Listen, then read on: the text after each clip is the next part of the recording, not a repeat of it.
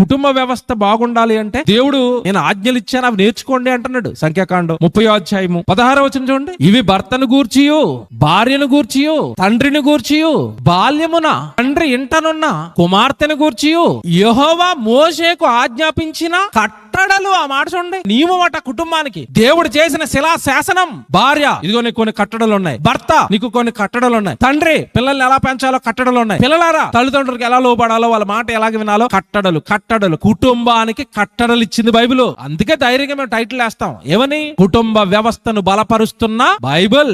Bible ఏమనుకున్నావు? మతం అనుకున్నావా? నీ పుట్టు పూర్వోత్తరాలు చెబుతుంది. నీ కుటుంబాన్ని నిలబెడతది. భార్య ఎలా ఉండాలి, భర్త ఎలా ఉండాలి, పిల్లలు ఎలా ఉండాలి, కాపురాలు ఎలా చేసుకోవాలి, జ్ఞానవంతులకు ఎలా మెలగాలి, కుటుంబాలను ఎలా కట్టుకోవాలి, బిడ్డలు ఎలా పెంచుకోవాలి, మీరు సమాజంలో కుటుంబంగా గౌరవప్రదమైన కుటుంబంగా మీరు ఎలా నిలబెట్టుకోవాలో మీకు చెప్పేది బైబిల్. ఆషామాషి గ్రంథం అనుకున్నారా? అనామకులైన మనుషులు రాసింది కాదు, ఇది దేవుడు రాయించింది. అందుకే ప్రతి మాట సూటిగా ప్రతి ఒక్కడి గుండెల్లోకి వెళ్తుంది. బైబిల్లో ఉన్న మాట జీవం కలిగిన దేవుని మాట కనుక ఇది. బండ మారిపోయిన ప్రతి వాడి గుండెల్లోకి వెళ్ళిపోతుంది. భార్యని హింసిస్తున్న వాడు బైబిల్ వినాలి. లోబడని భార్యలు బైబిల్ వినాలి. తల్లిదండ్రులకు లోబడని పిల్లలు బైబిల్ దగ్గరికి రావాలి. యవనస్తులుగా మారిపోయిన తర్వాత తల్లిదండ్రుల మీద తిరగబడుతున్న బిడ్డలు బైబిల్ దగ్గరికి రావాలి. వాళ్ళందరిని బైబిల్ బాగు చేస్తుంది. తప్పు ఎక్కడ చేస్తున్నారో చెబుతుంది. ఆ తప్పు చేస్తే ఎంతటి భయంకరమైన శిక్షలోనికి వెళతారో చెబుతుంది. విడిచిపెట్టదండి బైబిల్.